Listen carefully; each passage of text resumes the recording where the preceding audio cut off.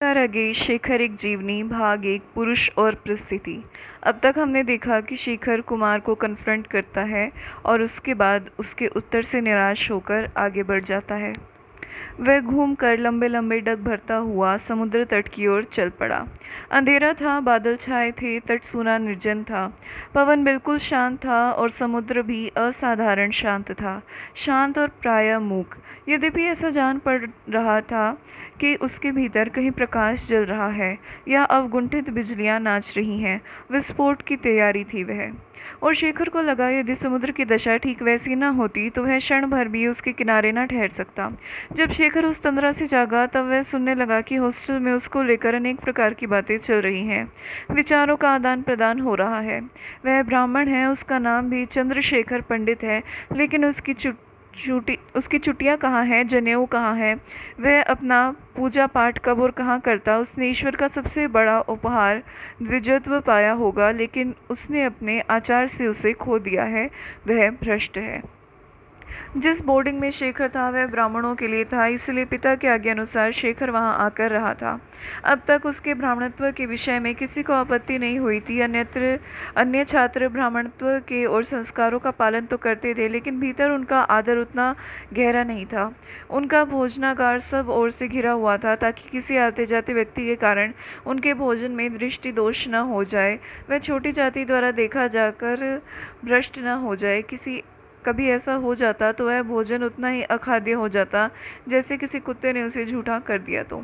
यद्यपि कुत्ते कई बार भोजनागार में घुस आते थे और उन्हें हिश करके भगा देना ही पर्याप्त होता था। शेखर को जानते देर नहीं लगी कि इन शंकाओं का अंकुर कहाँ है, लेकिन कुमार से बात करने की या उसका मुख देखने की भी उसकी प्रवृत्ति कभी नहीं हुई।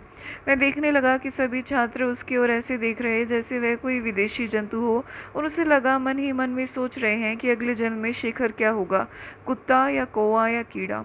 और जैसे उसके भाग्य पर दया से भर रहे हैं, तब वह उस दया का ध्यान करके जल उठता और सोचता मैं नरक में जाऊं तो इनका क्या। पर उनकी दया इतनी नहीं थी कि उसके नरकवास की कल्पना से द्रवित होकर अपना परलोक भूल जाए।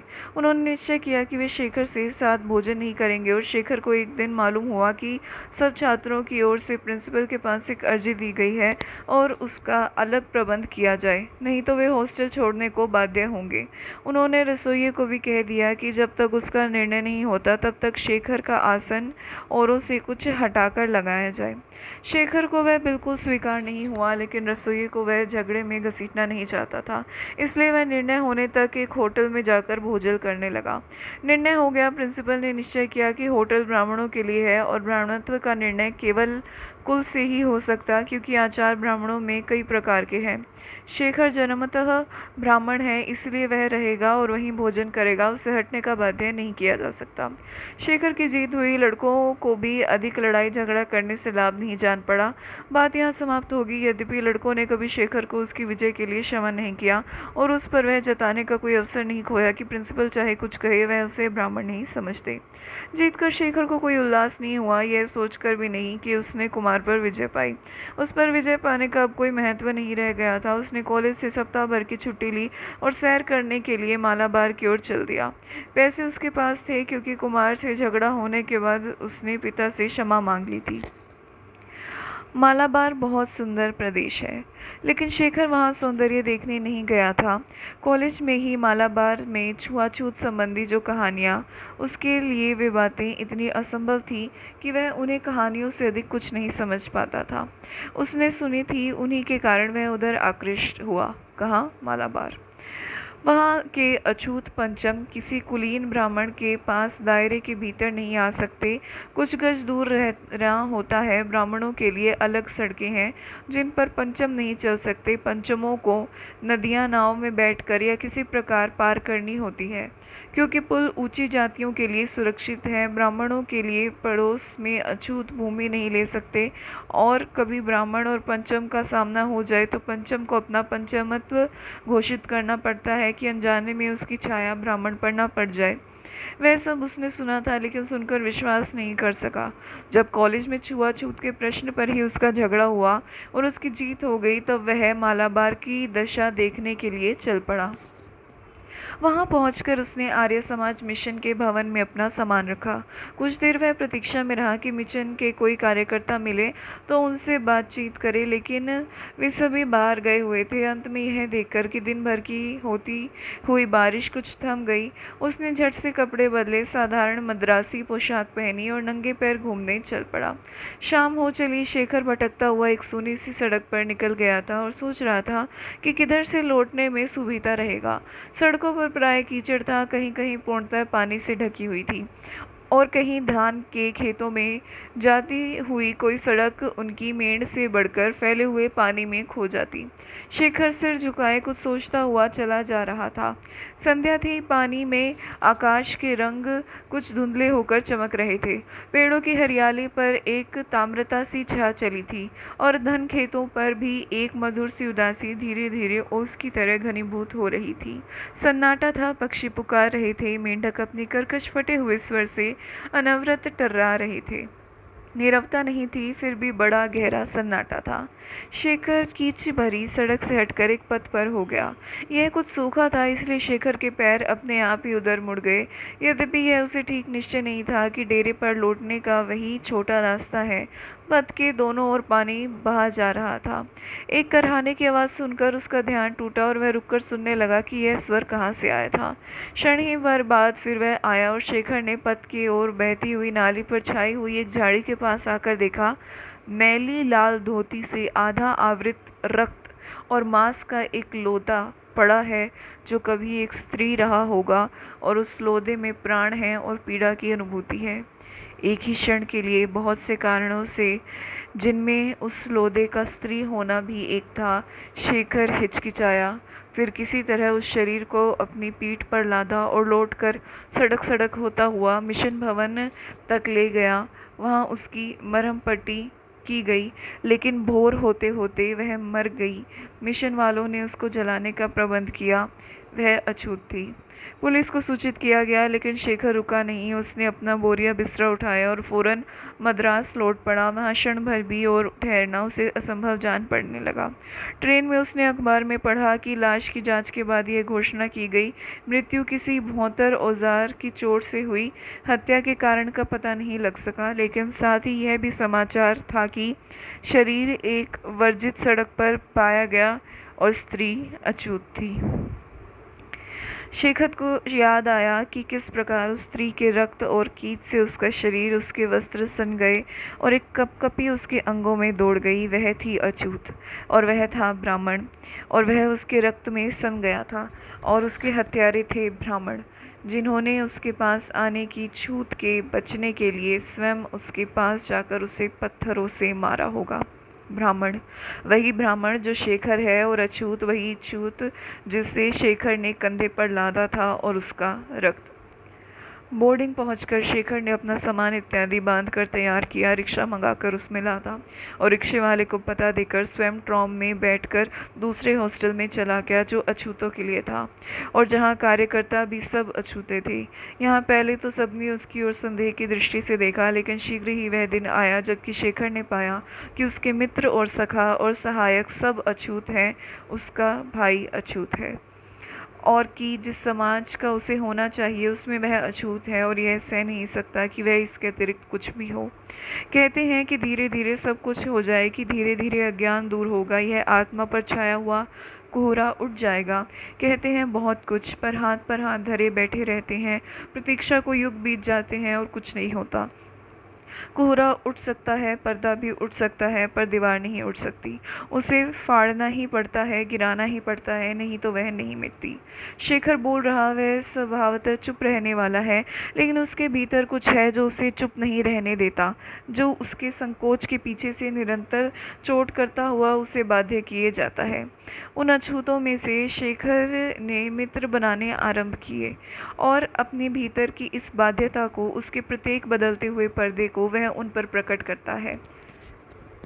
कुछ एक लड़के इकट्ठे करके उसने एक समिति सी बना ली, जिसका नाम नियम कोई नहीं, लेकिन जो प्राय उसके कमरे में सम्मिलित होती और जिनसे निरंतर विचारों का विनिमय और रुचियों, भावों और भावनाओं का संघर्षण रहता। शेखर उनका नेता नहीं, न अपने मन में न उनके मन में, लेकिन नेतृत्व किसी तरह उसी की ओर से उद्भूत होता है। वह जो आकारहीन सी समिति है वह इसलिए चलती है कि शेखर है। एक समतल उजाड़ भूमि के मध्य में, जिसे हॉस्टल के छात्र अपना प्लेग्राउंड कहते हैं, अछूतों का तिमिंजला हॉस्टल खड़ा है और उसकी छत के पक्के फर्श पर बिना कुछ बिछाए 4 लड़के लेटे हैं। यह शेखर की नामहीन समिति की कार्यकारिणी है। कार्यकारिणी कहने का अभिप्राय इतना ही है कि इन चारों में अशांति भीतरी है, वे जाग रहे और आसपास देखकर स्वभावतः चिंतित है। समिति के दूसरे 2-3 सदस्य अपनी गति, अपनी प्रवाह नहीं रखते। उनमें लहर तब उठती है जब कोई हाथ से हिला देता है या दूर से ही एक ठेला उनके ऊपर छाई हुई शांत निस्तब्धता में गिरा देता है। शेखर के अतिरिक्त बाकियों के नाम हैं सदाशिव, राघवन, देवदास। इनमें सदाशिव कद में सबसे छोटे किंतु बुद्धि में सबसे तीव्र था। उसके प्राय खुले हुए टेनिस कॉलर के ऊपर उसकी पतली ग्रीवा, उसके ऊपर बिखरे हुए बालों के कारण और भी बड़े दिखने वाले सर की छाया में शांत अंडाकार चेहरा, जिसकी छोटी कितनी खूब खुली सी रखने वाली आंखों में एक समझदार करुणा का भाव रहता है, मानो आंखें कह रही हों, मैं तुम्हें कष्ट नहीं पहुंचाऊंगी, केवल निकट से देखकर जानना चाहती हूँ। इन सबको देखकर हठात शैली की एक चित्र उसे याद आता है और शेखर ने उसका नाम ही शैली रख दिया। सदाशिव इस नाम से बहुत झेपता था। उसे लगता यह शायद उसके आत्मविस्मृति कर देने वाले प्रकृति प्रेम पर कटाक्ष है, इसलिए यह नाम स्थायी हो गया था। राघवन और देवदास कुछ भिन्न थे। दोनों ही तमिल प्रांत के शहर में रहने वाले और शहर की छाप उन पर पर्याप्त मात्रा में थी। राघवन की आंखें चंचल मछलियों की तरह चमकती थी और देवदास की आंखों में मानो हर समय किसी शरारत की खोज रहती थी। उसमें विष नहीं था, मानव जाति के प्रति एक स्नेह का भाव ही था, लेकिन स्वभाव से ही देवदास का स्नेह उस प्रकार का नहीं था जो अलग रहकर अपने अभिमान भरी नीरवता से ही अपने को कह डालता है। उस तरह की सेंटिमेंटलिज्म उसे बुरा लगता था। स्नेह निरंतर चुलबुलाहट में, बातचीत में, हंसी मजाक में अपने को छिपाए रखे, यही उसे ठीक लगता। कभी कोई उसकी हृदयहीनता पर आक्षेप कर देता तो वह हंसकर कहता, भाई, एक प्रेम होता है जो साष्टांग करके रास्ते में बिछ जाता है, एक होता है जो हर समय गुदगुदाता और चुटकियां काटता चलता है। पहले ढंग का प्रेम मेरे बस का नहीं। और यह बहाना नहीं था, इसमें सत्यता थी। प्रकृति दोष या गुण से ही वह सत्य भी सीधे सच्चे ढंग से नहीं कह सकता था। देवदास अपनी संकोचशील किंतु पैनी बुद्धि के कारण और त्रावणकोर की विस्तीर्ण हरियाली और नीलिमा के पले हुए उदार सौंदर्य प्रेम के कारण सदाशिव शेखर के अधिक निकट था। लेकिन शेखर जानता था कि देवदास और राघवन के बिना जीवन में पूर्णता नहीं आ सकती, और उसे प्रसन्नता थी कि वे भी उसकी समिति में हैं, क्योंकि जीवन की पूर्णता का पाना ही समिति का ध्येय था। छत पर लेटे लेटे शेखर बीच बीच में सदाशिव की ओर देखता जाता और कहीं वह सूर्यास्त में ही तो नहीं खो गया, और कहता जाता था, उस स्टीवेंसन की किताब में कहानी 4 सुधारकों की है जो सोचने बैठे कि दुनिया को कैसे सुधारा जाए। एक ने समाज की कुछ बुराइयां बताकर कहा कि समाज को मिटा देना चाहिए। दूसरे ने संशोधन किया कि समाज तो तब बिगड़ता है जब धर्म रूढ़ हो जाता है, धर्म की कुल बुराइयों की जड़ है और उसी को मिटाना चाहिए। तीसरे ने कहा, धर्म तो केवल संस्कृति का आदर्श नियम होता है, अगर संस्कृति खराब होती है तो धर्म ठीक कैसे हो सकता है, इसलिए संस्कृति ही गलत चीज़ है। अंत में वे इस नतीजे पर पहुंचे, मानव जहाँ आगे बढ़ना चाहे वहाँ संस्कृति तो होगी ही, इसलिए मानव जाति के मूल अपराधी है उसी को मिटाए मीट कर देना चाहिए। अपने आप में यह नतीजा बहुत ठीक है, मानव जाति को मिटा दीजिए, तब ना हम यहाँ सुधार पर बहस करने को रहेंगे और न सदाशिव को मानो संलग्नता प्रमाणित करने के लिए कहा, और न शेखर किसी का ध्यान दूसरी जगह समझकर उसे गालियाँ दे सकेगा। सब हंस पड़े। शेखर फिर कहने लगा, मुझे लगता है कि इस तरह के आमूल परिवर्तन न करने में खतरा है। यह मैं नहीं कहता कि केवल सतह पर सुधार किए जाएं, वह भी बेवकूफ़ी है। परिवर्तन होना मूल में ही चाहिए, लेकिन वहाँ जहाँ पर बुराई साफ लक्ष्य हो, केवल तर्क से सिद्ध करके दिखने वाली नहीं। राघवन ने कहा, इसी कहानी में देखो, धर्म संस्कृति का आदर्श नियम है, इसलिए धर्म की बुराइयां संस्कृति से पैदा होती है, इसलिए संस्कृति बुरी है। यह केवल तर्कना शक्ति का नट का तमाशा है। संस्कृति की बुराई अगर हमें देखनी है तो संस्कृति में स्पष्ट दिखनी होगी, इस प्रकार दूर से सिद्ध नहीं करनी होगी, नहीं तो कहीं अच्छा कुछ है ही नहीं, बुराई ही बुराई है। और यह हमारी अशांति भी तो है, उस बुराई में पैदा होकर मनोविकार है। मानव बुरा होकर अच्छी बात सोच कैसे सकता? आप अंधकार दूर करना चाहे तो यही कर सकते हैं कि रोशनी जला दें, यह नहीं कर सकते कि अंधकार का अंधियारापन मिटा दें। सदाशिव ने रोककर कहा, लेकिन शेखर, यह तर्क भी तुम्हारा खतरनाक है। नैतिक दृष्टि से यह हिंसा का सिद्धांत प्रतिपादित करना है। तुम्हारे कहने के अनुसार चले तो हमारा काम सिर्फ यथार्थ बुद्धि का नाश ही है, ध्वंस लीला है। वह बुराई पैदा ही न हो, इसका प्रबंध तुम्हारी दृष्टि में खामख्याली है। नहीं, किसी हद तक तो तुम्हारी बात ठीक भी है।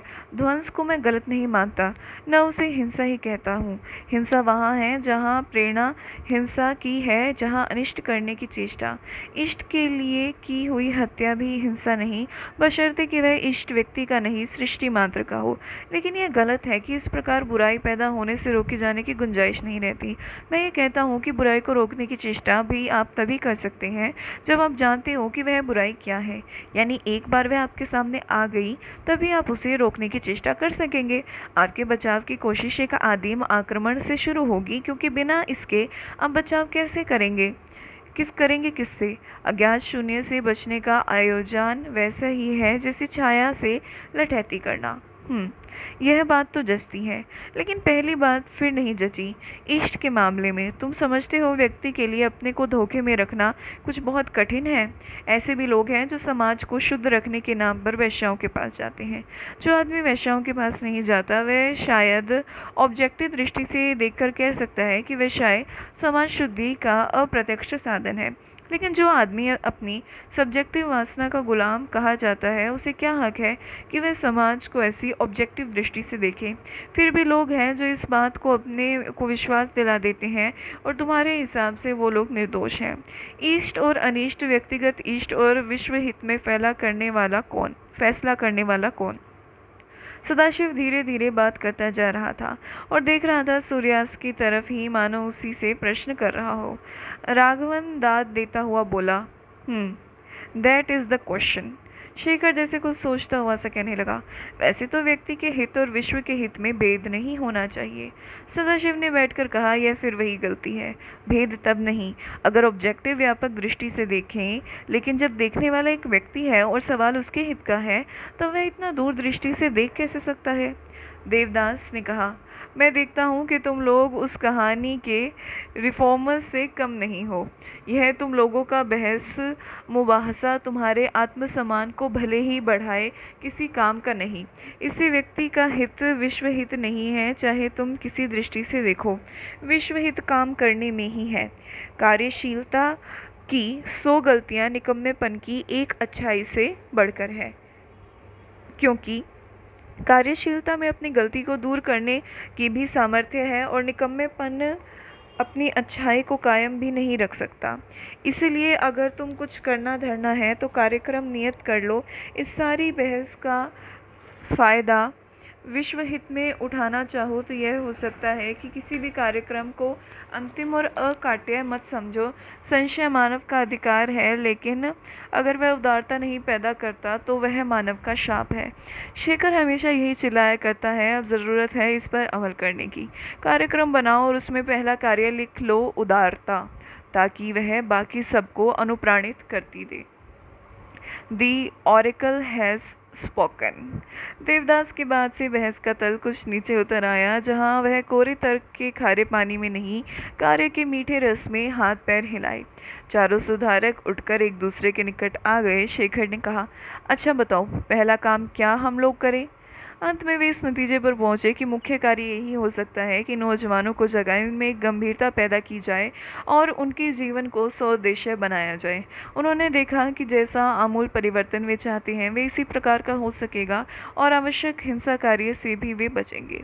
और शेखर के साहित्य प्रेम से, सदाशिव के कला प्रेम से, राघवन के विज्ञान और देवदास के इतिहास से यह भी तय हुआ कि जीवन में एक रास्ता आना उसके उद्देश्य को गहरा नहीं करता, उसके लिए घातक सिद्ध होता है। ठीक वैसे ही जैसे एक ईंट पर खड़ी हुई दीवार पक्की नहीं हो सकती, उद्देश्य को दृढ़ करने के लिए, कार्य को स्थायी बनाने के लिए ज़रूरी है कि जीवन कई जगह पर पृथ्वी में जड़ें जमाए, वट वृक्ष की तरह हर एक दिशा में जाकर एक जिह्वा लटकाकर धरती से भोजन और बल खींचता रहे। उन्होंने गंभीर होकर इन सब विषयों का अध्ययन करना आरंभ किया और दूसरों को भी प्रोत्साहित करने लगे। लेकिन शेखर के लिए यह ठीक ठाक सुचारू रूप से चलने वाला कार्य बोझ हो गया। न जाने क्यों उसके स्वभाव ही ऐसा था कि वह सिर्फ पर्याप्त काम लेकर ही सुखी नहीं हो सकता। वह चाहता था इतना काम कि सर उठाना मुश्किल हो जाए, सांस लेने में भी काम का कुछ हर्ज हो जाने का अंदेशा रहे, इतना कि उसके मन में आने वाला सोच, संदेह, तड़पा देने वाला असंभव स्वप्न, ये सब आकाश की कमी के कारण मुरझाकर सूख जाए। अपने कुल 16 वर्षों के अनुभव से भी वह समझ रहा था कि उसका एक गर्वीला अधीर यौवन का सामर्थ्य ज्ञान असल में ही उसकी अपनी पराजय का निशान था, क्योंकि वह मांग रहा था। विश्वास उसमें उठने वाले प्रश्न में इसलिए थे कि कहीं पहुंचकर वे प्रश्न न रहे, समाधान हो जाए। उसकी सारी गति उस कहीं पर पहुंचने के लिए थी। उसे लगा कि यह समिति का प्रोग्राम आरंभ में ऐसा हो चला मानो कहीं पहुंच गया है। वह सह नहीं सका कि उसके आगे तक पहुंचने का स्वप्न असंभव हो जाए। एक दिन वह अकेला ही घूमने निकला और सबसे पहले उधर चला जहां बोर्डिंग से करीब मील भर दूरी पर अछूतों का मोहल्ला था। वहां पहुंचकर उसने देखा मोहल्ले सिरे पर एक हिंदू मीडियम स्कूल की इमारत है जो पक्की है। बाकी सब मकान अधकच्चे या बिल्कुल कच्चे और उनके पास तथा बीच में होता हुआ एक नाला बह रहा है। शाम हो रही, नाले का पानी पुराने तांबे से होकर सुलग रहा। दुर्गंध न होती तो शायद उस समय कहना कठिन होता कि पानी गंदा है। उसके किनारे खड़े शेखर ने एकाएक देखा कि वह अकेला, आसपास बच्चे नहीं दिखते। उसे कुछ अचंभा सा लगा कि शाम के समय बच्चे बाहर न खेल रहे हों। क्यों नहीं है वे बाहर, और खासकर इस अछूत मोहल्ले में जहाँ भीतर और चाहे कैसा हो बच्चों के लायक नहीं है। और सोचते सोचते जैसे उसके संचित बल के आगे फिर कोई दीवार टूटने लगी, मार्ग दिखने लगा। उसे बाइबल में से ईसा के दूत जान की बात याद आई। उस उन्मत्त आंखों, रूखे बिखरे बालों और कठोर शरीर वाले मृग चर्मधारी युवक ने ऐसे ही किसी स्थान पर खड़े होकर आह्वान किया होगा, आओ जीवन के पानी से तुम्हारा अभिषेक करूं। और ऐसे ही किसी लोहित मैली संध्या में मानवता की उत्कृष्ट छोटी जाति के लोगों ने उसकी सुनी अनसुनी कर दी होगी।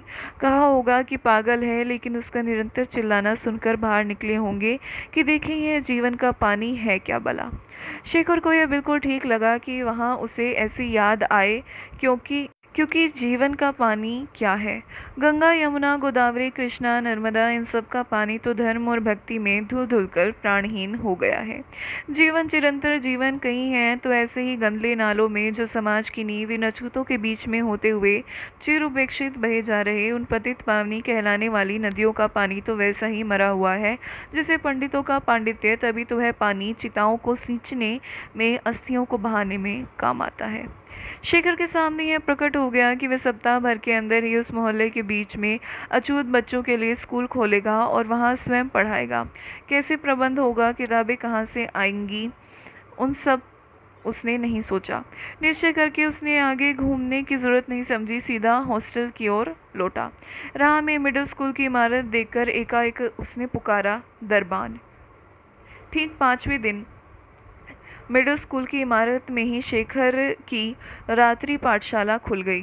मिडिल स्कूल के हिंदू रक्षकों ने उसे इमारत के 2 कमरों में अछूत क्लास बिठाने की अनुमति दी, इस शर्त पर कि वह दरबान को 3 रुपये मासिक दे दिया करे। सवेरे उठकर उन कमरों को विशेष रूप से झाड़ बुहार कर और पानी छिड़क कर साफ कर देने के लिए, ताकि गंदे बालकों की छूत स्कूल के साधारण विद्यार्थियों को न लग जाए।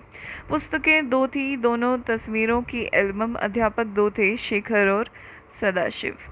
अक्षर ज्ञान बोर्ड की सहायता से कराया जाता, बाकी शिक्षा मौखिक थी या कई तरह से खेलों द्वारा होती थी। 7 विद्यार्थी थे, जिन लोगों की बुद्धि अशांत है, जिन्हें हमेशा नई समस्याओं से टक्कर लेने में मज़ा आता, उनके सामने पहली समस्या हमेशा एक ही होती, दुख दर्द की समस्या। संसार का पहला दर्शन सदा ही उसके पीड़ा भरे रूप का दर्शन होता है, और इसके बाद जो दूसरी समस्या होती है वह भी सदा एक ही होती है, पहली समस्या की तरफ से उसकी भूमिका तैयार करती है, और वह समस्या है नारी की समस्या। संसार का दूसरा दर्शन नारी की मूर्ति का दर्शन है।